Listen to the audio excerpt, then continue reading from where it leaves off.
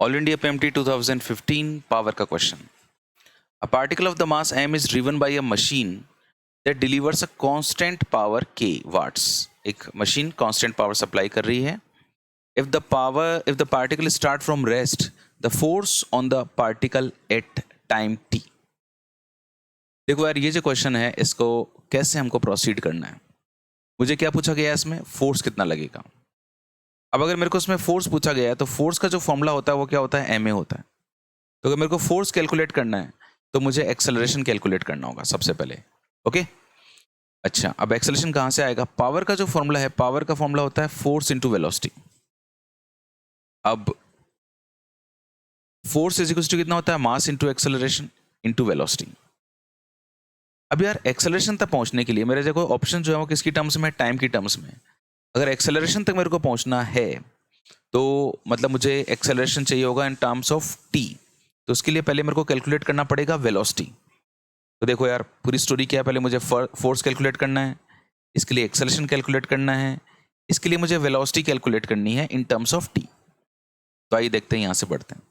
Power की value constant दे रखी है के, मास, और एक्सेलरेशन को रख देता हूं मैं dv upon dt into v. ये जो v इंटू डी है ना, इन दोनों को साथ रहने दो। ये जो k कांस्टेंट है इसके पास में dt को ले जाओ, और जो m है ना यहाँ पे इसको नीचे भाग में लगा दो, दोनों तरफ इंटीग्रेट कर दो यार। t इज इक्वल टू 0 पर जो वेलोसिटी है वो 0 है, ये मुझे क्वेश्चन में दिया हुआ है, स्टार्ट फ्रॉम द रेस्ट। किसी भी t टाइम के ऊपर मैं यहाँ पे वेलोसिटी निकाल लेता हूँ। तो देखो, जब मैं v को इंटीग्रेट करता हूँ तो कितना आता है मेरे पास में, v स्क्वायर अपॉन 2 आता है, और लिमिट क्या लगा दूंगा, 0 से लेकर v, and k upon m। और t को जब इंटीग्रेट करते हैं तो कितना आता है, इंटीग्रेशन dt करते हैं तो कितना आता है, t आता है। लिमिट लग जाएगी 0 से लेकर t तक। ओके, अब v की जगह upper limit minus lower limit, वो तो 0 है तो लिखने की जरूरत ही नहीं है, k अपॉन m, और ये कितना हो गया, t। v square is equal to हो गया 2k upon m into T. भाई मेरे पास वेलोसिटी का रिलेशन आ रहा है भाई, दोनों तरफ मैं रूट लगा रहा हूँ, तो यहाँ पे रूट लग जाएगा √2k/m, और t पे भी रूट लग जाएगा तो कितना हो जाएगा, √t। देखो यार, मैं यहाँ पर पहुंच चुका हूँ, मैंने v का रिलेशन निकाल लिया इन टर्म्स ऑफ t। आ गया। अब ये मेरा पहला काम हुआ।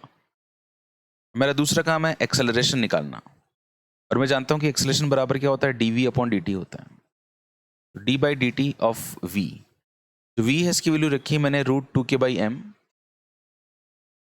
√2k/m into √t। ये √2k/m को तो मैंने यहाँ पे रख दिया, और √2 का डिफरेंशिएशन कर दिया। देखो आप लोग जानते हो ना कि d by D x of x की पावर n, इसका डिफरेंशिएशन कितना होता है, nx n-1।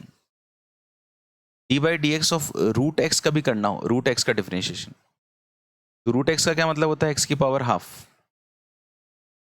तो ये कितना हो जाएगा, n x n-1। Half minus 1 मतलब कितना हो गया, माइनस हाफ। इसे आप नीचे ले जाइए, n1/2 √x हो जाएगा।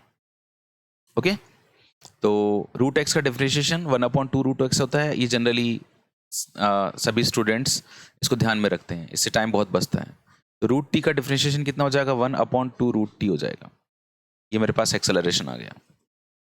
अब ये मेरा पहला स्टेप था, ये पहले पूरा कर लिया था, अब एक्सेलरेशन आ गया, और सिंपली फोर्स निकालने के लिए मेरे को मास से मल्टीप्लाई करना होगा। तो चलिए जी, मैं अब मेरा तीसरा कदम उठा रहा हूँ। ये दूसरा कदम था, और अब तीसरा कदम, force is equal to mass into acceleration.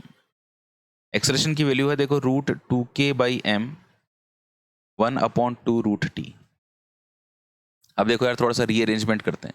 ये जो m है ना, जो रूट में है, और ये जो बाहर ऊपर वाला m, इस √m से m कट जाएगा तो कितना आएगा, √m आएगा।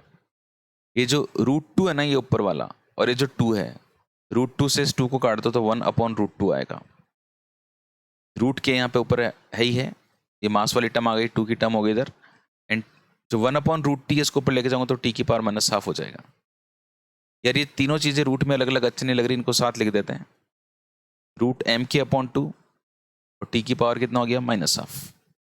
√m/2 एंड t की पावर -1/2, √m/2 और t की power -1/2। This is the correct answer of this question.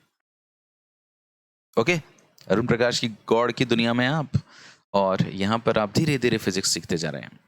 बस मजा लेते रहो फिजिक्स का, और अपने दोस्तों को भी बताओ कि यार यहाँ पे आने से फ़ायदा होता है।